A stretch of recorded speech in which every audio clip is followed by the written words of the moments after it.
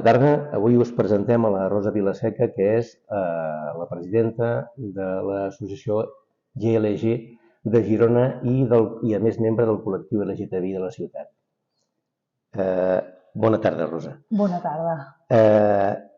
Volíem preguntar-te, heu estat molt combatives des del col·lectiu i tu en particular des de la doble vessant de policia i de portaveu del col·lectiu, exigint posar mesures perquè s'aturin les agressions homòfobes. Creus que no s'està fent prou des de les administracions i de la societat en general? Aquí és un tema que nosaltres el debatim moltes vegades. Jo vull puntualitzar també que, a part de formar part de la policia municipal, que m'hem descuidat de dir-ho, també formo part del Gays Lesbol, que és també una associació que lluita contra la discriminació dins del col·lectiu de policies. Llavors, des del moment en què sortim al carrer, des del moment en què exigim, és que no es fa prou, perquè si no ja no tindríem aquesta necessitat de sortir al carrer. Nosaltres també entenem que deu costar molt per totes les vessants, però nosaltres no pararem d'exigir.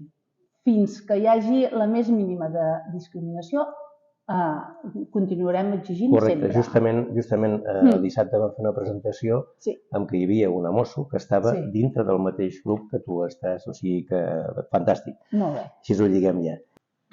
Les persones que formen part del col·lectiu LGTBI porteu temps denunciant que s'ha augmentat el nombre d'agressions que patiu. Ho comparteixes? Creus que està anant a més? Sí, nosaltres sí que considerem que han anat a més. Han anat a més, bàsicament, potser la gent podria dir no, són les mateixes, però com que ara es denuncia més, doncs es fan més palès. Però que està claríssim que hi ha un augment de les agressions, això no podem fer veure que no és real. I aquí a Girona, l'Observatori contra l'Homofòbia, que va portar els números de les denúncies que han presentat allà o dels fets que han pogut ocórrer, ho demostren que a Girona tenim un repunt d'aquestes agressions. A quina raó atribueixes aquest augment amb el nombre d'agressions? Jo crec que bàsicament són per dos vessants. O sigui, abans potser sí que hi havia agressions, seguríssim, però hi havia moltes agressions que no es denunciaven. No es denunciaven i llavors no quedaven dins del nombre de les agressions que hi pugui haver. Ara que ens hem trobat que hi ha molta gent de tots els col·lectius que el formem, que hem dit prou. I llavors ara ja el que fem és intentar no deixar-ne passar cap. Llavors, temps enrere, potser sí que si hi havia algun cas molt alarmant, la gent sortia al carrer, la gent mostrava el seu malestar, però hi havia molta gent que no denunciava.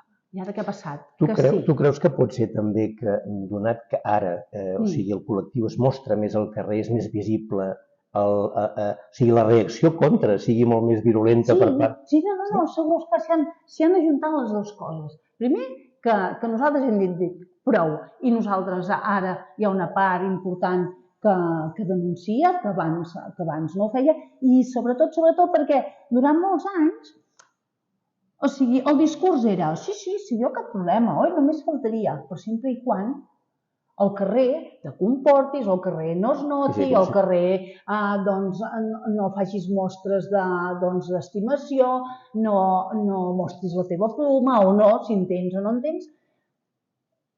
Dit d'una altra manera, mentre no crideu l'atenció no hi ha cap problema. Què ha passat? Que nosaltres som com som, sortim al carrer i ens mostrem com som i volem els mateixos drets que tenen totes les altres persones. I aquí és on hi ha hagut aquest xoc tan fort, perquè sols hi han ajuntat dues coses. Primera, que nosaltres hem sortit al carrer exigint els mateixos drets, i segona, que han vist que el seu benestar, entre cometes, perquè aquí se'ns hi barreja també el món del patriarcat i tot això, han set un xoc molt important, perquè hi ha hagut tota aquesta vessant també contra del patriarcat, que estaven molt ben acostumats. Què ha passat? Que noten que tot el sistema que estava muntat comença a trontrollar. I què passa quan comença a trontrollar? Que tothom vol recuperar el seu estat. I per recuperar el terreny, com es fa? Doncs amb els atacs directes a les persones que te produeixen doncs tallar... Sí. Jo d'això n'estic convençuda, però no d'ara, de molts anys. Què estem fent malament tots plegats? Què estem fent bé? Nosaltres, en definitiva, no és que estiguem fent bé o malament. La qüestió és que falta una base educativa importantíssima des de la base i que vagi creixent, però ja les persones, perquè diguem, la mainada, sí, la mainada, i tota aquesta gent que ja ha crescut, que ja té una manera de ser, que ja té incorporat dins seus uns pensaments molt ferotges i molt arrelats. Els avis de la mainada som els perillosos. Exacte. No, els avis, i no te creguis, també ara hi ha una fornada, diguem-ne, d'adolescents que està molt bé perquè entenen lo del col·lectiu i ho viuen amb una llibertat que és per aplaudir, la veritat és que sí, però a la vegada hi ha una altra part de tota aquesta adolescència doncs que s'hi està infiltrant molt i estan creant, sobretot en els instituts i al carrer, així un bullying i uns atacs ferotges a les persones del col·lectiu. Què fem malament? Doncs faltaria una bona base, sobretot a les famílies, però sobretot a l'educació. Hem de canviar les bases de l'educació. Què més hauria de fer o què més haurien de fer les administracions, els ciutadans i les entitats? Jo crec que la base de tot plegat seria allò que és tan senzill de dir, de viure i deixar viure. Si la gent entengués el que és aquesta premissa, ja no tindríem aquests problemes. Les administracions realment han de posar una miqueta més de mà dura a fer complir la llei que han costat tant aconseguir-les. Vull dir, ara a nivell d'administració, més o menys tenim una llei que ens empara, perquè sí que és veritat, i que realment ja ha sortit alguna sentència, també, però falta molt a fer, però està molt bé que tinguem aquesta llei, com a mínim que ens puguem emparar i dir, mira, et denuncio i hi ha aquesta llei, però falta també que la gent que fa complir aquesta llei cregui en aquesta llei i et creguin a tu quan vas a presentar una denúncia. Això també és molt important, Què més voldries afegir?